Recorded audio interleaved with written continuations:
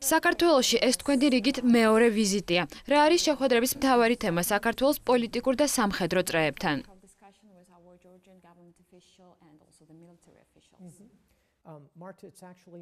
მართა, ამ თანამდებობაზე ჩემი მესამე ვიზიტია საქართველოში. პირველად დანიშვნიდან მალევე ჩამოვედი, ეს მოკლე ვიზიტი იყო. შემდეგ ორი ძალიან საფუძვლიანი შეხვედრა მქონდა. საქართველოს ძალიან ლამაზი ქვეყანაა. რაც შეეხება მიმდინარე ვიზიტს, ავღანეთის ირგვლივ მოლაპარაკებები მთავრობის წევრებთან გავმართეთ. ჩვენ აღვნიშნეთ ქართველი სამხედროების მიერ გაწეული სამსახური. მინდა მადლობა გადაუხადო საქართველოს და ქვეყნის ხელისუფლებას. თქვენ ნატოს მაღალჩინოსანი ბრძანდებით და ნატოს სამხედრო ოპერაციებს ხელმძღვანელობთ, მათ შორის ყველაზე მასშტაბური ISAF-ის მისია ავღანეთში. რა პროგრესს მიაღწია ალიანსმა ამ წლების განმავლობაში და როგორ შეაფასებთ ავღანეთის ხელისუფლებისთვის უფლებამოსილების გადაბარების პროცესს? ჩემი აზრით, ბოლო 4 წლის განმავლობაში საკმაოდ შთამბეჭდავ პროგრესს მივაღწიეთ. მე შემიძლია კონკრეტული მაგალითებით ჩამოგითვალოთ. პირველ რიგში იმ ბავშვების რიცხვი, რომლებმაც სკოლაში სწავლა დაიწყეს. მათი რაოდენობა თალიბანის მმართველობის პერიოდში 500,000-ს აღწევდა და 8 მილიონამდე გაიზარდა. მათ შორის 3 მილიონ გოგოზეა საუბარი. რაც შეეხება მობილურ კავშირს, 16 მილიონი მოქალაქე მობილური ტელეფონით სარგებლობს. თალიბანის მმართველობისას მაჩვენებელი იყო 0. სამედიცინო დახმარებით სარგებლობა ავღანეთის მოსახლეობის 65%-ს შეუძლია. გასულ წლებში მაჩვენებელი 10%-ს შეადგენდა. რაც ძალიან მნიშვნელოვანია, ჩვენ ავღანელ ხალხს ვაბარებთ საკუთარი უსაფრთხოების უზრუნველყოფას. ქვეყნის 80%-ის უსაფრთხოებაზე ზრუნავს ავღანეთის უსაფრთხოების სამსახური. 80%. 4 წლის წინ ეს მაჩვენებელი 0-ს უტოლდებოდა. უსაფრთხოებაზე კოალიცია ზრუნავდა, ანუ 0%-დან ჩვენ 80%-ს მივაღწიეთ. ავღანეთის უსაფრთხოებას თავად ავღანელები იცავენ. ანუ ხელისუფლების გადაცემის პროცესი, კოალიციის ჯარების მიერ სამხედრო ოპერაციებზე უარის თქმა, ამ ფუნქციის ავღანური ჯარებისთვის გადაცემა წარმატებით მიმდინარეობს.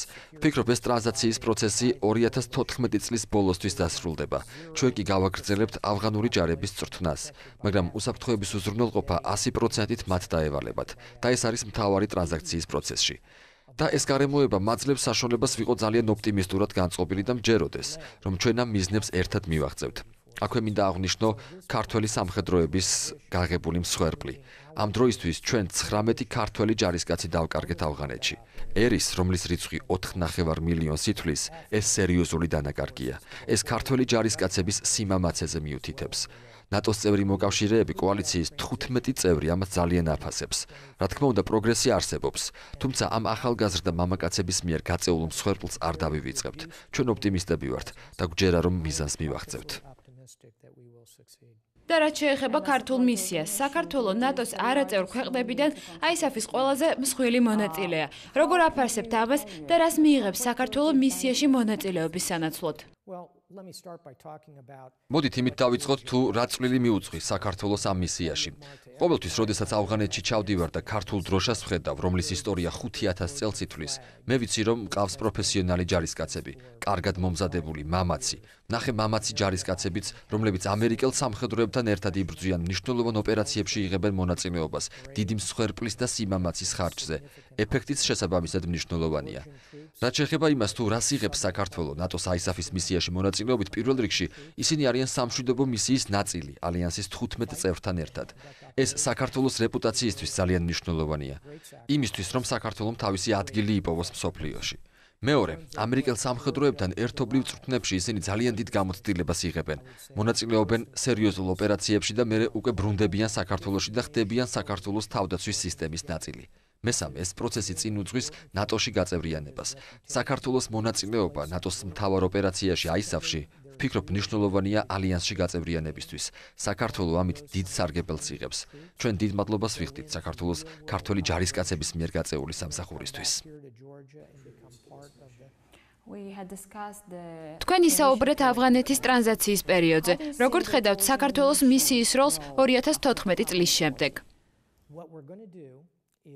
საქართველოს სხვა ქვეყნებთან ერთად, რომლებიც ამ მისიის ნაწილები არიან, 2014 წელს საკუთარ როლს შეცვლის, ანუ საომარი ოპერაციებიდან, რომლითაც დღემდე არიან დაკავებულნი, ისინი წვრთნებზე გადავდნენ.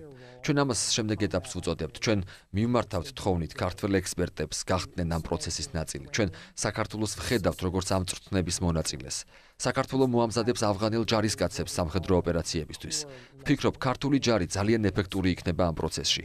ამასთან ერთად ჩვენი ჯარები ქართველებთან ერთად უსაფრთხოდ იქნებიან. ჩვენ მუშაობას სამი მნიშვნელოვანი მიმართულებით განვაგრძობთ. ეს არის წვრთნები, კონსულტაციების გაწევა და შუამავლობა. კიდევ ერთი ცხელი წერტილი მსოფლიოში არის სირია. როგორ ხედავთ ნატოს როლს სირიაში და არის თუ არა სერიოზული საფრთხე რეგიონში? მე ვგულისხმობ დაძაბულობას თურქეთსა და სირიის ხელისუფლებებს შორის. სიტუაცია სირიაში ძალიან სახიფათოა. კონფლიქტის დაწყებიდან 17,000 ადამიანი ტრაგიკულად დაიღუპა ამ სამოქალაქო ომში. მეორე, ჩვენ მოწმეები გავხდით ბალისტიკური რაკეტების გამოყენების. მესამე, იყო ქიმიური იარაღის გამოყენების საფრთხე ასადის რეჟიმის მხრიდან. ეს არის ძალიან სახიფათო, ბევრი კომპონენტის ერთობლიობის გამო. ამიტომაცაა, რომ დღეს მილიონზე მეტმა სირიელმა ქვეყანა დატოვა.